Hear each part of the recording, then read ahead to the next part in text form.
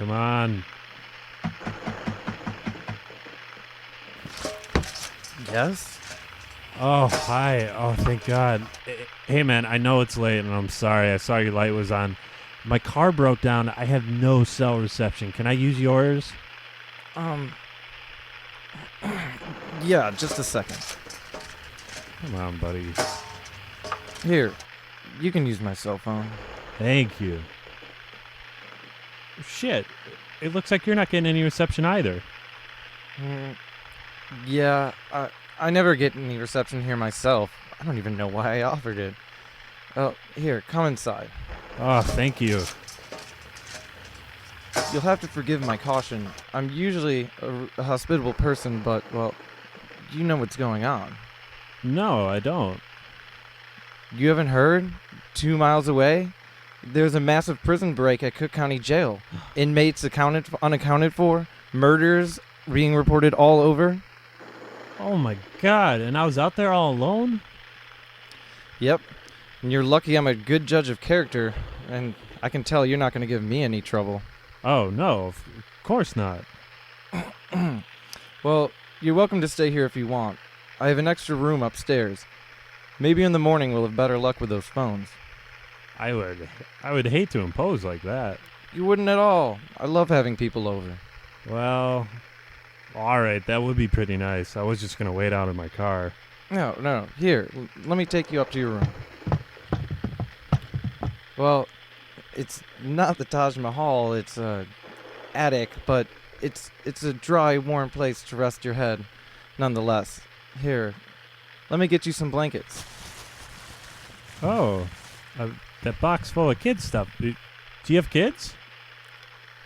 I have a daughter, I had a daughter. Oh, hey, man, I don't really, it's okay. I can just stay in my car. It's fine. No, please, here, take this blanket, wrap it around yourself and get warm. I'll grab a towel and you can dry yourself off. Well, okay, thank you. Hey, I didn't get your name. It's Joseph. Oh, I'm Justin. Great, let me grab that towel for you and I'll be right back. What a sucker. That concludes part 1 of Into the Arms of Fate.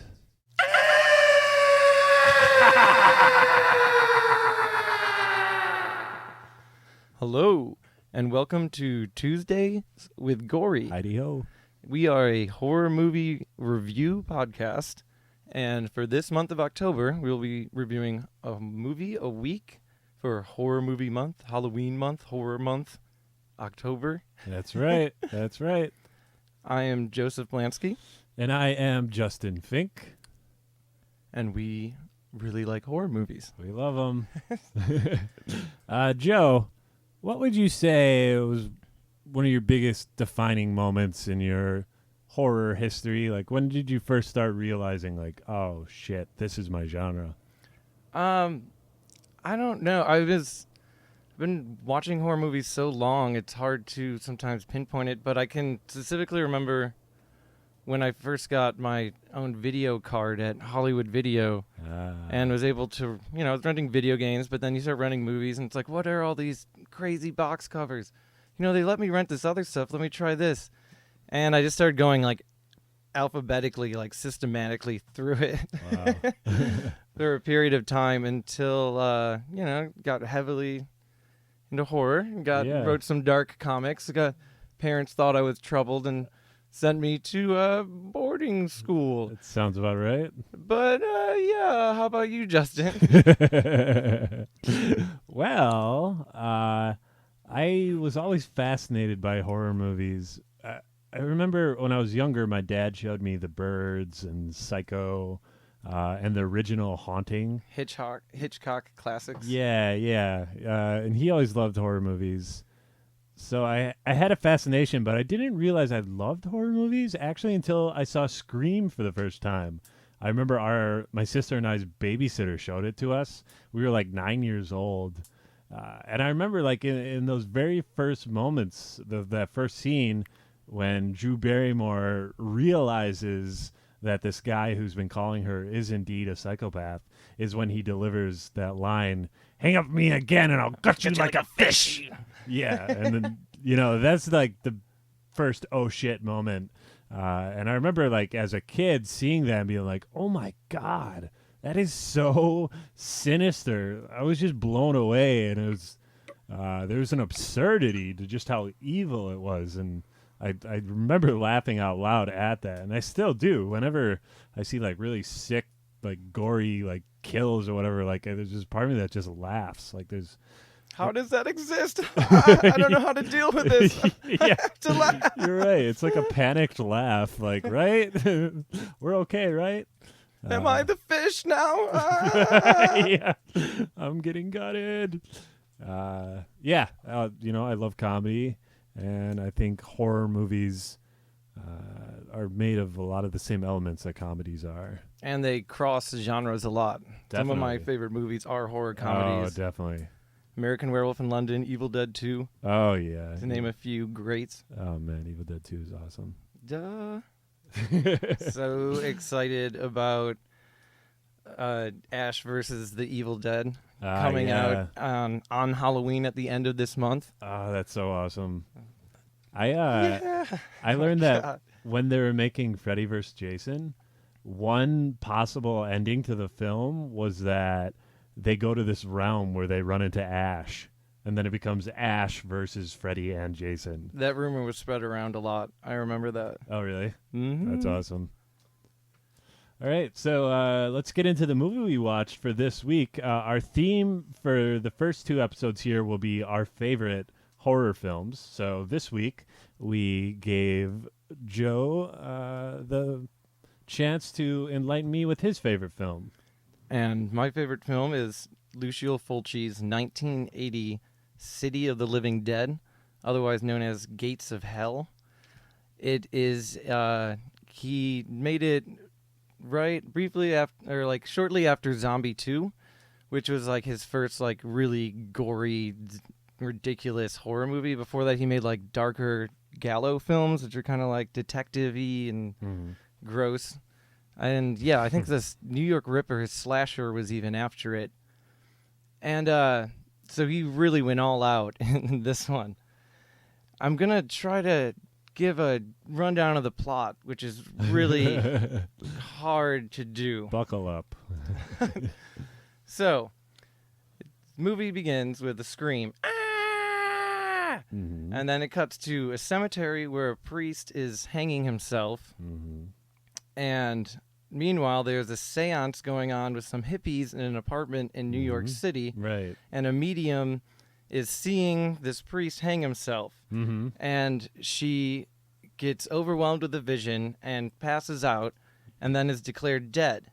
Yes. And is buried. Yes. This journalist starts investigating it because weird magic. Yes. Madame Teresa, I've heard about her in this book of Enoch. And he goes to the cemetery where he hears her screaming and rescues her from her buried casket. She wasn't dead. And she wasn't dead. And she explains this vision she had about from the book of, and related to the book of Enoch, this 4,000-year-old book, that this priest can will hang himself and open the gates of hell, which will which will bring the end of the world. Right. And this will happen in Dunwich, which is I think in like Massachusetts or something, because it's where the original Salem was, the witch trials. Yes. And so they travel to Dunwich, where meanwhile there are a bunch of murders and gross out scenes involving teleporting zombies and the teleporting priest who hung himself. Yes. Where they're trying to get there before All Saints' Day, when the gates of hell will open. And they complete their mission. They get there. They kill the priest.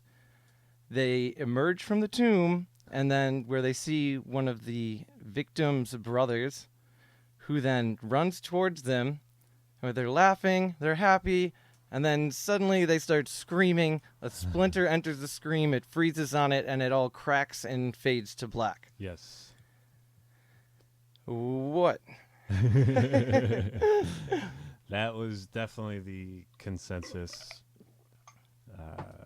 Quickest way to explain the major plot moments with unrelated scenes spliced in between it. Definitely. There are plenty of characters in this movie. Not many extras. No extra, maybe one extra. Like, there's several scenes that take place on streets and whatnot, but there's the Seems only like people the same you ever streets see. and the same streets. The same people, the same streets. The same people come back as zombies. Yeah. Or teleporting Yeah, demonic yeah. magical beings. It's only them ever. So we give a rundown of the plot, and what we're going to do for every movie is we're going to Yes. do a death toll. Yes. So I kept track of all of the very gruesome and nauseating deaths that were depicted in this film. Fulci, you're the best. The first one was Woo, Godzilla. the first one was the priest hanging himself, which opened the gates of hell. The second one was the therapist friend, just some woman. She gets the zombie priest throws mud with worms and like tries to shove it in her face, and then she has a heart attack and dies. Dies of fright. Dies of fright, of course. The third one takes place in a van. A man and a woman are making out, and then the priest shows up. He's got this ability when he stares into a woman's eyes, her eyes start bleeding, and she starts vomiting her intestines through her own mouth. And let me pause and say they used real intestines, real sheep intestines. Yes, we for learned this scene. later. Yes. I knew it, and I love it every time. So that's how she dies, and then her boyfriend gets killed by the priest grabbing his head like a vice and just slowly crushing it. The next death was this character named Bob, the town pervert, and he Bob, creepy Bob. he actually does not get killed by a zombie. He gets killed by the father of a townsfolk. Yeah, townfolk who was convinced he was trying to rape his daughter. So They think that people disappearing aren't being killed by magical demonic teleporting beings related to the Salem witch trials. They think it's the town pervert who's just, killing all these people, or they disappear most of the time, actually. it's clearly Bob. So then the next kill is the ghost, Emily, the one who died from fear. Well, she's a zombie now, and then she scalps Sandra. She grabs onto her head and just rips like a big chunk, and you could see her brains. And then the next few deaths take place in a bar that was shown earlier and looked suspiciously different. But this place was called Junie's Bar. No, Junie's Lounge. Junie's Lounge, yes, that's right. And these bar patrons are very curious characters because they never intersect with all the other characters ever. Except one of them kills Bob, right? Yes, one of them kills Bob in the basement. Yeah, old creepy Bob. So they get killed. We don't really see them die, but we do see them very slowly get approached by the zombies. And then come back as zombies? I don't know I if was they kind ever of came confused back. if it makeup or not. Yeah, it's hard to say. The zombies were disgusting and covered in all sorts of different It looked like green vomit. Yeah. Ugh. And then after the bar patrons, one of the guy who saved the girl in the coffin, he gets scalped by the girl who previously got scalped. So full circle on that one. And then the last one, the main dude kills the master priest, the master of the zombies or whatever. He kills him by taking a cross, a big crucifix, a wooden crucifix, and stabbing the priest in the junk, leaving a gaping wound. Through his decomposing corpse body, I assume. Yes. And then he sets ablaze. Fire starts shooting out of the hole. That's right. That makes him a pillar of fire. Yes. And then all the other zombies also burn to death. And that is the last deaths of the film. And my favorite things in lots of horror movies are the gross outs, and Fulci delivers so well in this movie. Definitely. So I'd like to list my favorite gross outs in this. Are gore piles, as there are plenty of blood and worms in it. Yeah. in the beginning, there's a scene where it introduces pervert Bob, and he like goes into an abandoned house, as he frequently does in this film. He knows where they all are, and there's this inflatable doll that magically pops out of a fireplace, magically inflates, and he starts like dancing with it, kind of, until he like hears some flies, looks over, and it's like, gore pile of a child corpse with worms, and he's like, worms, and his face, worms. Yeah, All right. Bob didn't like that gore pile. Nope. And then we see a little bit more of a wormy gore pile when, as previously mentioned, girl gets it in the face, maggots to face. Horrible. And like when they find her body and she's died of fright, there's still dirt on her face. So you're like, yeah. I know what that was, even though the maggots are gone. And the drill head, when Bob gets it, that is one of my favorite kills in any horror movie ever. So slow. Slow, vicious, and totally Fulci, where he has an object that is facing you in the camera and it's directly pointing at you. Drill. You know what's gonna happen. You know it's gonna happen. And straight through his head, and shows it the whole time with his mouth jiggling around until closes and scene cuts.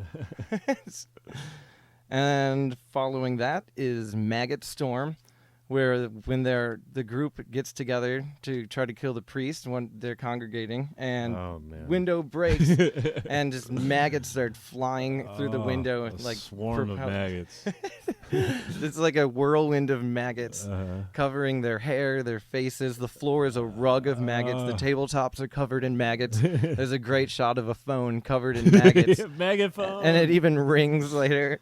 Maggot phone. Are you gonna pick that up? Oh gosh. I'm gonna put it still in that for this because that is maggot phone is the greatest thing ever. Maggot phone, yeah. As previously mentioned, the scalping, which is more of like brain rip outs. Yeah. Because in this movie, the zombies don't kill, they don't eat people, they don't really bite you. Yeah. They just are more interested in ripping your head off, like your brains out through the back of your head, and a lot of brainage seeing. Oh, it's gross. Lots of brains. And also the random worms. Lots of worms. Worms. And one in the, speaking of brain rip-outs, when the journalist is killed, when he falls, immediately rats start like jumping up and feasting on his brain. So much gore piles in this movie. So much absurdity and like just, there is a plot here. There is a plot here. But a lot of it is like, is this vehicles for gross outs? I know. Because there doesn't seem to be any rules for these zombies or these beings. It's just explained like, it's magic. I feel like the Fulci probably like conceptualized the death scenes first and then built a movie around it. Especially the drill scene. I know. Totally, there's no zombies. It does not fit in with the rest of the movie at all. It's like a music video break almost. It's a relief. Yeah, all right. Yeah. Gore relief. Yeah. But what I love about that scene, and something that made me think about the difference between like American movies and Italian horror movies, is in an American movie, I feel in a lot of them, you just see shit happen suddenly. And it really really quickly. Yeah, really quickly. It only stays on it for a few seconds. And then it like cuts away, and then you're left thinking like, "What did I just see?" I gotta press rewind. Yeah. Did I really just see like someone get disemboweled? Yeah. But in these Italian films, especially with Fulci, he gives you a whole 5 minutes to like prepare for what's gonna happen. Like he shows you the murder weapon, he shows you the killer, he shows you exactly what's going to happen. You know that the worst possible thing that can happen with that murder weapon is going to happen. And then he takes a sweet time making that happen, which is just like excruciating and very effective, I would have to say. Oh, I saw that drill in the background. I got so excited right when I saw it. I was like, ooh, yeah, it's coming. And then it cuts away and it didn't happen right away, too. Yeah, it's just like, ooh, teaser. Yeah. You know it if you can see that shining drill in the background. Oh, yeah. Hey, Joe, I wanted to talk about what the hell this movie is about. Besides an absurd amount of death scenes. Yeah.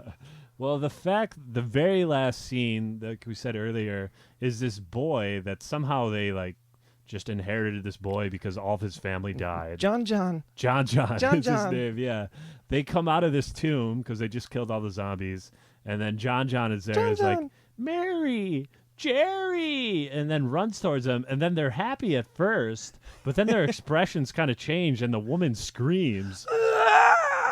And the movie ends on that, on the kid running towards them. Like we have their POV, and the kid's running towards us, which is like a little confusing, and it definitely makes me wonder. Okay, maybe this movie is about something more than just zombies getting killed, or maybe there was some sort of intention, because that is like has to be like appealing to some theme that's not on the front. You know, What are you thinking? What have you got for me? Because God. normally I just appreciate this movie for its visual aesthetic. I think one of the biggest things I got was like misogyny, the male. Oh yeah, like in the gaze. psychiatrist scene, there's some weird stuff. And then just like a woman's role in society. They're the only ones who bleed out of their eyes. Yeah. And like the men are like, I don't believe in that superstitious Yeah. stuff. What are you talking about? And then there's a lot of sexual, like people are perverts, and there's a scene with two grave diggers like looking at porno, and then Bob's like with a blow up doll. So there's a big sexual thing there. What'd you see in that? Yeah. Besides- So anyways, so because of that, I'm thinking that her screaming is like the fact that this kid is like running towards her, like yet another man or yet another male like imposing himself onto her, you know, like you're my mom now. That's basically what it seemed like, you know. And like her screaming is like fuck that, like this is like not a societal standard I want to be in prison too. So I don't know, that could be like way over the mark, but I feel like if I'm trying to explain that ending, that's the best I can do. Because there's hints at that in the beginning in the psychiatry scene where she like, because the like psychiatrist asks and she's like, why are your stories all about incest? Yeah. She's like, well, at first it's because, you know, I really loved my father, and I think every woman is secretly in love with their father. Right. He's like, but then I learned he was an alcoholic, and I hated him, so that doesn't matter at all. Yeah. And actually, and then it cuts to the gravediggers talking about with their pornography. Yeah. But then it completely abandons these. Does it completely abandon these themes with the gates of hell opening? Yeah, I feel like. What does it have to do with her? Does it have to do with anything with her death and rebirth and being afraid of going to the cemetery and then coming out of the cemetery and seeing this child? Yeah. When she emerges for her like second death or something? What is this like childbirth, like death stuff? Is this the Babadook? Spoiler City. Yeah, right. Well, there's questions too of maybe she was having a vision or something, because she was the one in the beginning who had a vision of the end, or had a vision of the priest. You know, but it's the world isn't ending. My world is ending because because of motherhood. Well, it has to. It also has to go down to that like male versus female thing. Like all the men in this movie, like you said, are very ineffective. They're not in touch with their emotions. They're jerks. They're very like rational. They'll only believe things when they see them. And then all the women in this... the psychiatrist just shows no emotion until he cries in the tomb when like the dead are coming alive and like... No, he cries after he kills Sandra. Yeah, he has to kill his girlfriend. It's so like yeah. Or no, it's his patient. It's his patient. Yeah. So maybe there's symbolism there about him having to kill off like it's his role in that relationship to have that like power over her. Like there's a moment where she's like, she calls him over to her house because there's a dead body in her kitchen, and she's like, he like starts telling her what to do, and then he says like, we'll take it step by step. We'll search every room. And he's like, well, and there's all these sounds going on upstairs, and then when they go to leave the room, their feet standing behind them, like the zombie is like just right there. So it's like, well, you're completely stupid. Yeah, yeah, right. And she says at one point, "I will do whatever you tell me to do." Mm-hmm. You know, and I think that's a pretty huge thing. So And yeah, both of them are like women being led around with this guy who's like helping them. yeah. It's like solve this problem and destroy the priest. Mm-hmm. Francis Thomas, I think it was. Oh yeah. It was somewhere here.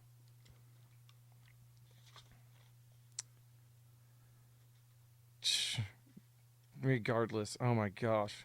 I don't know. I try not to look into this movie very much. I do not look into this movie for themes. I like this movie for the incredible soundtrack, the gore, and because to me, it doesn't make any sense at all. No, it does breaks not. all the rules. Most horror movies have rules. Yes. This movie is my favorite horror movie because it it has no rules. It's like zombies can teleport all over. No, they're not interested in eating you. When we finally see like zombie eating someone, it was 80 minutes into the movie, and like then it like shows 3 bodies and like there's barely bite marks on them at all. Yeah. This is no like Night of the Living Dead like ripping apart corpses. Oh no. Like ripping people apart and like how it's all like magic. It's not transferred by anything. Are they zombies? Are they demonic?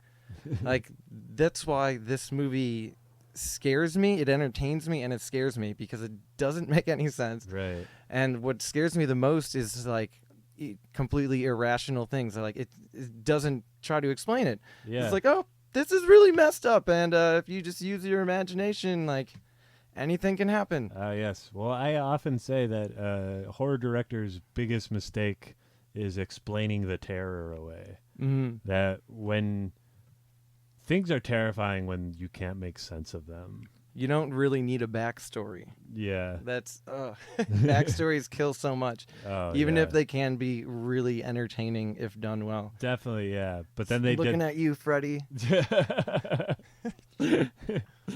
And Rob Zombie with Michael Myers. I didn't. Is that in the second one, right? Where they give him more of a backstory? Or No, they the do first it in the first one. They do. They go right Yeah. away. Oh yeah. I wasn't able to watch it. I was really annoyed by the lead actress. Oh, the main Laurie Strode. in it? Yeah, I don't know. I couldn't do it.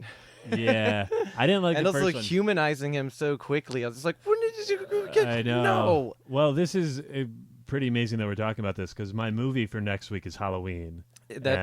And I have so much to say about that movie. that's your favorite movie. Your That is favorite my horror movie? Favorite horror movie. My favorite horror genre is slasher films. Really? Yeah, my favorite horror movie is Halloween. What's your favorite horror genre? Gory Italian movies mostly. All right, all right. Because of the soundtrack, and it's just they don't. It's so perfect. Yeah, Like movies are disappointing when they try to like engage you too much. I'm trying to, they can be, but a lot of times when it comes to horror, I just want to have fun. Oh yeah. Well, it's just like a visual feast, and it's like eating junk food. Yeah. It's like you don't want a horror movie that will like give you like a balanced diet. You want one that will upset your stomach. upset your stomach but taste so good. Juicy raw meat. Exactly. Another one of my favorite horror movies. Shout out to Donald Pleasance. Always. Oh man, rest in peace. He's in. Actually, this is so good that we're watching Halloween next Halloween because I've only seen it I think once. Oh my god.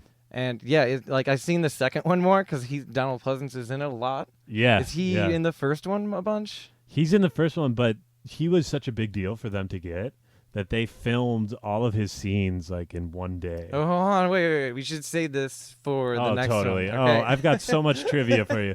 Guys, stay tuned. You are going to learn so much about Halloween. Holy shit. Horror movie month. Horror month.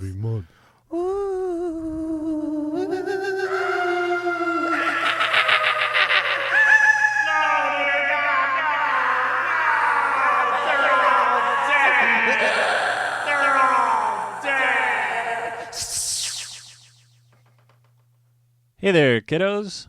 Watching a scary movie during Halloween month? If so, post a screenshot on Instagram, hashtag it MaggotPhone. That's hashtag MaggotPhone. It'll be our own little private hashtag to discuss the films we love during Halloween Horror Month.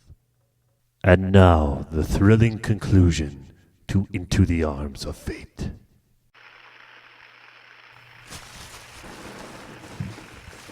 Come on. Come on.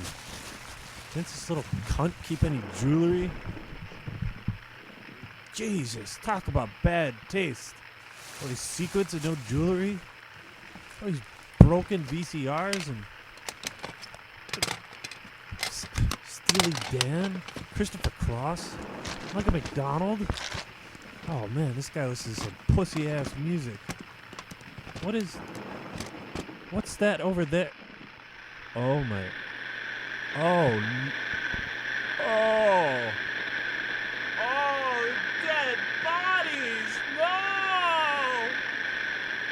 Oh, Joe, you sick fuck. Joe? Is that you? Don't fuck with me, Joe. Hey, fuck you, Joe. Jesus, it's so fucking dark in here. Where are the fucking stairs? Crazy night, huh? Joe, you piece of shit. Come on now. Is that any way to talk to the guy giving you a place to rest your head? You killed them. This isn't your house. The little girl, the mother, the father, you butchered them. They're bleeding out in that closet. You like my knife, Justin? I sure do. It's nice and big. Oh, yeah. I thought I recognized you. You're from the prison. You're just in a different cell block than me, but I used to see you out there in the courtyard. I knew it. You know what I think when I see a knife like this? I think, when would I ever need a knife this big? I mean, a turkey would be practically dwarfed by this thing. You're a sick fuck. But, it's good to keep things like these around. All these electronics, these beautiful costumes. It's better to have it and to never need it than to need it and not have it.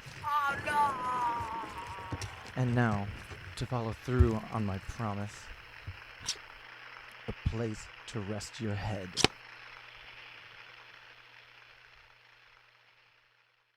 Tuesdays with Gory has been a presentation of Moss Tapes.